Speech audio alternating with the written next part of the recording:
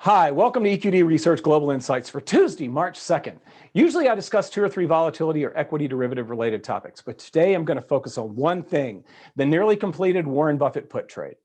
But before getting started, we are a few weeks into producing this show and are happy to see it gaining viewers and traffic. You can easily help by hitting the like button below or subscribing to our channel so you know when the next short video goes live.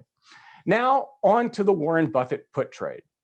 The trade, which is actually several trades with one theme, involves selling over-the-counter at-the-money put options on 4 major indices: the S&P 500, FTSE 100, Eurostoxx 50, and Nikkei 225. These trades were first mentioned in the Berkshire Hathaway 2005 annual report, where it was stated that puts had been sold between 2004 and 2005. At the time, the notional value of the options that were sold was around $14 billion. However, Buffett was not done selling put options. In 2006, more puts were sold and the notional climbed to $21 billion. In 2007, even more puts were sold and the notional rose to $35 billion. And then finally, a few more were sold in 2008, some early in the year and some late in the year, which completed the sales at a total notional of $37 billion.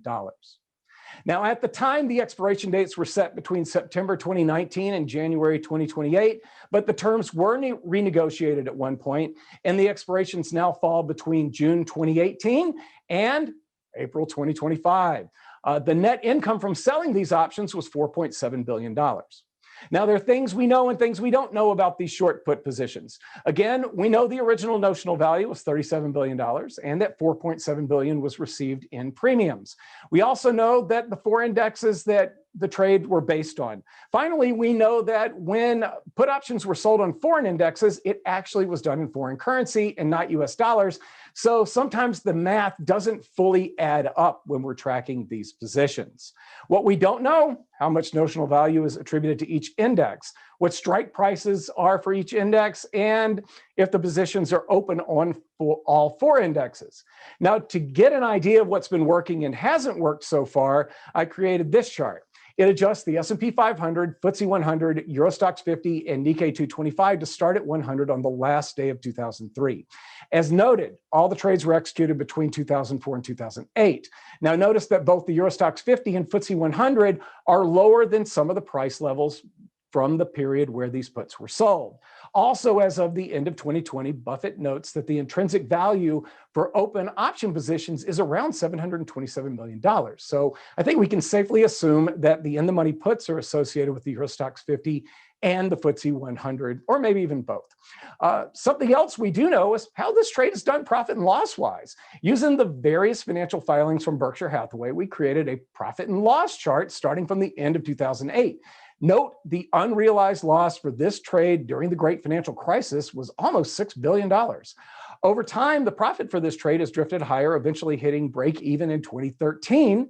Currently, the combined realized and unrealized profit as of the end of 2020 is sitting at about $3.6 billion. Now, since June 2018, a good number of these options have expired, with the outstanding notional value dropping down to just over $10 billion. Although the last option does not expire till April 2025, it was noted in the most recent annual report that the majority of the options will expire by early 2023.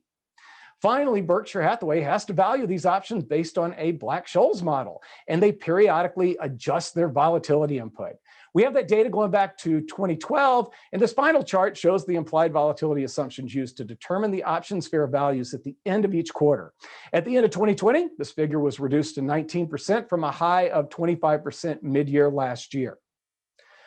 Thanks for joining me for EQD Research Global Insights for March 2nd. If you like what you heard and found it useful, please hit the like button below and don't forget to subscribe.